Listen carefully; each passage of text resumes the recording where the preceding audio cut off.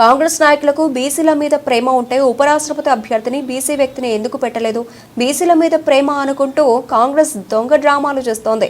మాకు ఢిల్లీలో ఎవరూ బాసులు లేరు, మేము ఏ కూటమిలో లేము, మాకు తెలంగాణ ప్రజలు బాసులు అని అన్నారు బీఆర్ఎస్ వర్కింగ్ ప్రెసిడెంట్ కేటీఆర్. ఎవరు మళ్ళీ చెప్తా ఉన్నా, ఆయన రేవంత్ రెడ్డి గారు పెట్టిన అభ్యర్థి అయితే ఖచ్చితంగా మేము వ్యతిరేకిస్తాం. ఎందుకంటే కాంగ్రెస్ అనే ఒక చిల్లర పార్టీ, కాంగ్రెస్ అనే ఒక థర్డ్ క్లాస్ పార్టీ ఇవాళ రాష్ట్రంలో ప్రజలని ఎంత అరిగోసబుచ్చుకుంటున్నదో రాష్ట్ర ప్రజలందరికీ తెలుసు.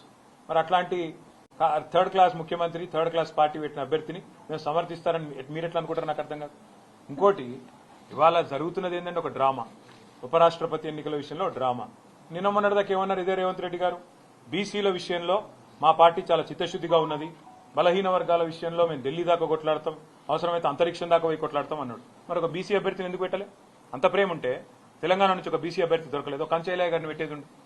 తెలంగాణ నుంచి ఒక బీసీ అభ్యర్థిని పెట్టి ఇగో ఇది మా చిత్తశుద్ధి అని చెప్పుకునేది ఉండే. అంటే బీసీల మీద ప్రేమ మాత్రం నోట్లోనే ఉంటుంది, మళ్ళీ ఎన్నికలు నిలబెట్టే టైంకి వచ్చే వరకు మాత్రం బీసీలు కనబడరు మీకు. అట్లాంటి మీ మాటలు మేము నమ్మాలి, మీ మాటలు నమ్మి మళ్ళీ మీ వెనక నిలబడాలి. నేను అడుగుతానమ్మా, మీరేమైనా మెహర్బాన్ చేస్తుండ్రా మాకు? మేము సర్వస్వతంత్రమైన పార్టీ, మేము డెఫినెట్ గా ఎన్డీఏలో లేము, ఇండియాలో లేము. మేము మా మోడీ మా బాస్ కాదు, రాహుల్ గాంధీ మా బాస్ కాదు, తెలంగాణ ప్రజలు మా బాసులు. వాళ్ళ ఆలోచనకు అనుగుణంగా, వాళ్ళ అభిప్రాయానికి అనుగుణంగా మా నిర్ణయం ఉంటుంది. ఇక్కడ ఒకటి మాత్రం వాస్తవం, రెండు పార్టీలు దొందు దొండేనండి. కాంగ్రెస్ బీజేపీ రెండు కూడా దొందు దొందే. తెలంగాణను ఇద్దరు కూడా ముంచినోళ్లే. 11 ఏళ్లు బీజేపీ ఏం చేయలే, 2 సంవత్సరాలకు 20 నెలలుగా కాంగ్రెస్ ఏమీ చేయలే, ఇచ్చిన ఒక్క మాట నిలబెట్టుకోలే. ఆ ఇద్దరు అభ్యర్థులను మేము అంత సీరియస్ గా తీసుకోవాల్సిన అభిప్రాయం ఆలోచన ఉంటుందని నేనైతే వ్యక్తిగతంగా అనుకోను.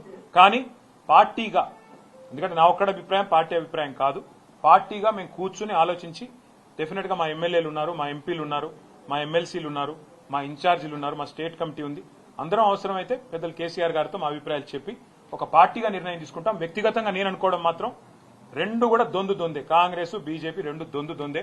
రెండు తెలంగాణకు పనికొచ్చే పార్టీలు కాదు, రెండు ఢిల్లీ పార్టీలే. వాటిని పట్టించుకోవాల్సిన అవసరం కానీ, వాటి రాజకీయం గురించి ఆలోచించాల్సిన అవసరం కానీ లేదు అనేది వ్యక్తిగతంగా నా అభిప్రాయం. వ్యక్తిగతంగా